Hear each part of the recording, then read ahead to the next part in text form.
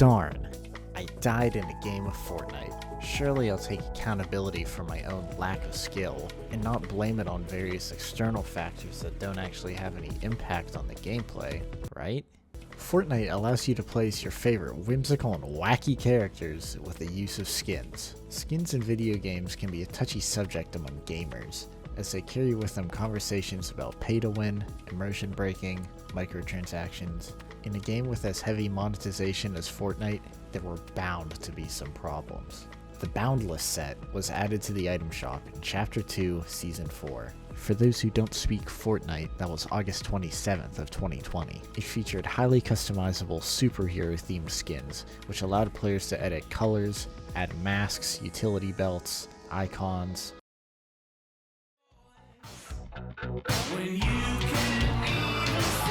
For the most part, players seemed to enjoy the concept of these skins, which could be tailored to fit your own tastes. They allowed for creativity and original costumes and characters. There was a problem with these skins though. The original release versions allowed for solid color combos, which, when made, solid black, allowed for a particularly blendy skin. The female versions of these skins also looked much slimmer than the male counterparts. Players began using solid combos to hide in darkness, bushes, become hard to see through build edits. Quickly, they became the most used skins of the season. Next season, Epic Games would nerf the skins, removing the ability to use black or white for both color sections. Except, were the skins even the problem? The most common complaint was that all black superheroes were especially hard to see in dark lighting. This Reddit post from user Pricey Toaster showcases just how difficult it can be to see a solid superhero in the right lighting with the right color combo.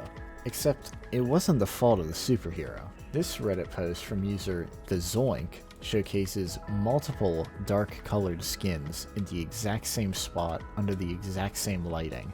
As you can see, many of these skins are even harder to see than the superhero. The Zoink also claims in the comments that Pricey Toaster's original post was taken with adjusted lighting settings to exaggerate the problem of the lighting and shadows. Despite this hit piece, if you will, and the fact that the skins have been nerfed for close to 5 years now, this stint has earned them a reputation among Fortnite Redditors. What a genuinely harrowing thing to have to call someone. Solid superhero skins are almost universally associated with sweats, also known as tryhards if you were born before 2010. Solid gray combos, which are still possible, are used in comp for a perceived performance boost and their slim model. Now, in all fairness, buying a skin because you think it will give you even a slight advantage is some real low-life behavior. However, here's the thing.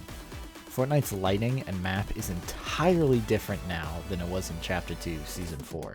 The 1 to 2 frame performance advantage that players claim the gray mannequin skin gives you is not going to mean the difference. And also, all Fortnite skins have the same hitbox. Unless you're using the giant chicken from Family Guy, I think the jury's still out on that one. The fact that the female skins are slimmer than the male skins literally doesn't matter. Despite r/Fortnite's best efforts and Epic's direct intervention, Fortnite still has plenty of other blendy skins. For example, superhero skins that aren't all black or white. The aforementioned gray superhero skins could definitely blend into urban environments or rocks, and green superhero skins are still sometimes brought up as they can hide particularly well in grass and bushes. Even ignoring the superhero skins, literally any other skin that is mostly black will be able to blend in somewhat in darker lighting. The Xenomorph especially is quite spindly and literally entirely black except for the teeth. Scrolling through my locker, I could find multiple skins that could be called blendy or sweaty purely because they're solid colors. If you browse the Fortnite sub for any length of time, you'll still find countless posts either referencing or directly mentioning sweat combos or solid superheroes or the like. These posts are all basically circle jerks of I'd rather catch dubs in a meme skin than default number 1,728,383 sweat combo. That's real. I didn't make that up. That's a real post.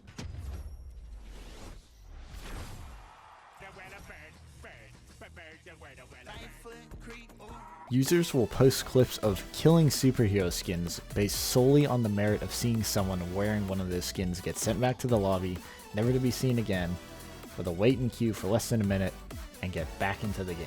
But by far, the biggest complaint that Fortnite Redditors have about these superhero skins in the year of our Lord 2025 is that they aren't creative enough. The users of this subreddit will genuinely look down on you if you even own one of these skins without having your own custom superhero characters associated with it. It's kind of insane.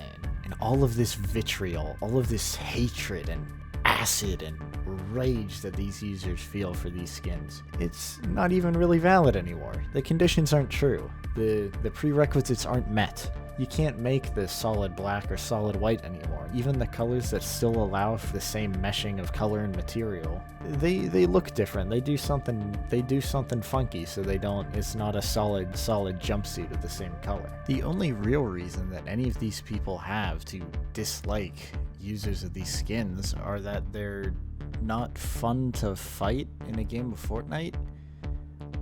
I don't know, man. Get good, I guess. And you know, there are some people on this subreddit who are self-aware enough to say, hey, look at this skin that's vaguely the same color and could probably be used to blend in the right environment. Isn't this just as broken as a superhero skin? You could spew this pay-to-win, blendy, smaller model garbage about basically any other female skin that is vaguely camouflaged. It's not like having stereotypes associated with specific skins is anything new to video games. Off the dome piece, I can think of the recruits from Rainbow Six Siege, which used to be a big meme pick. Don't know about nowadays, haven't logged into Rainbow Six in quite honestly years. But the difference between the recruits in Rainbow Six Siege and the superhero skins from Fortnite Battle Royale is that the recruits actually offer a somewhat different gameplay experience than any of the other operators in Siege. The advantage is non-existent in Fortnite. It's not real. So the whole people complaining about how they're not creative enough and people getting mad that other people are spending their money to buy the superhero skins for whatever reason they see fit, it just tends to come off as a skill issue. I don't know. I'm not saying I'm the best player at Fortnite in the world. I own it. I'm not very good at Fortnite. All the B-roll gameplay footage that isn't clearly someone else's Reddit post you're seeing is my gameplay. But, you know, I'm not gonna go and blame the skin that somebody was wearing for me dying to them if I'm just bad at the game. And I also don't think that somebody killing me in a battle royale game where the goal is to be the last person standing is some great moral failing on their part. Now, at the end of the day, it is just a fake cosmetic in a video game, and just as people are allowed to wear it, people are allowed to complain about it if they don't like it.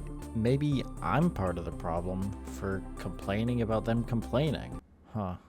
But the way I see it is, if someone else wearing a skin that is in the game that they purchase with their own money bothers you so much that you go online and you join a community of people who are also bothered by it this much, you seethe and you cope and you share clips of this skin dying and fester in your countless deaths at the hand of ambiguous sweats, you should probably play a single player game where other people can't hurt you. Maybe try Fortnite Save the Earth.